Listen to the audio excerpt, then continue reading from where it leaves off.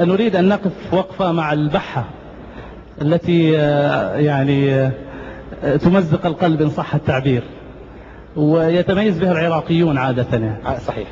طبعا هاي البحة لها مسميات عديدة، منها من يسميها بحة، منها من يسميها بنتاية يسموها، ومنها من يسميها عرب بالصوت.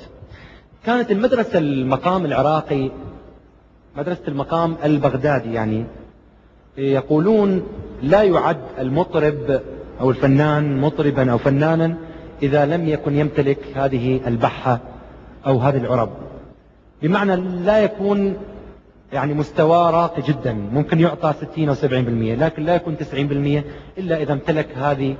وإلى هذا اليوم من المطربين والفنانين وكذا إلى اليوم يمتلكوها قسم وقسم ما يمتلكها. هذه عبارة عن حبس الصوت في منطقة ضيقة ويصاحبها الألم والحزن، فتصير هاي الطقطقة الحلوة البحة الجميلة اللي راح أطقطق لكم شوية من هذه. هذه الأتراك يستخدموها كثرة، وبلاد فارس في إيران يعني يستخدموها، وفي العراق يستخدموها، والبقية الدول يستخدموها، بس أقصد هاي مركز استخدامها في هذه. مثلا في مقام خلينا نقول مقام دشت هذا فارسي. تسمعون كأني أقرأ فارسي يعني، بس أنا راح أدندن فقط.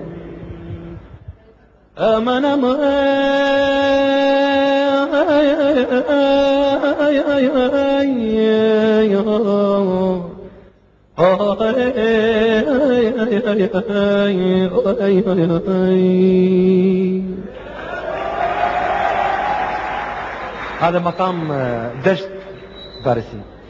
مقام حجاز تركي ناخذ مثلا، فيه زحف تركي يسمى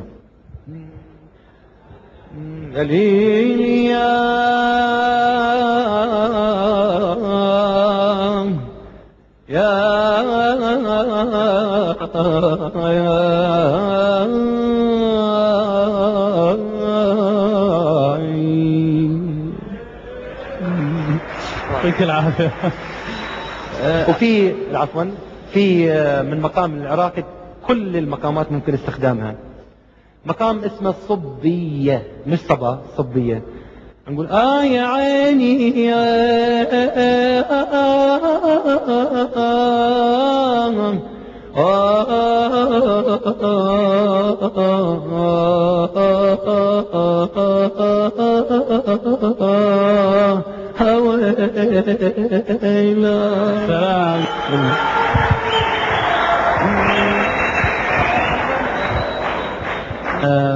سمعتك اليوم بالبروفات كنت تمازح شباب أمواج البحرين وبتنشد بلغة ما أعرف هل هي الفارسية.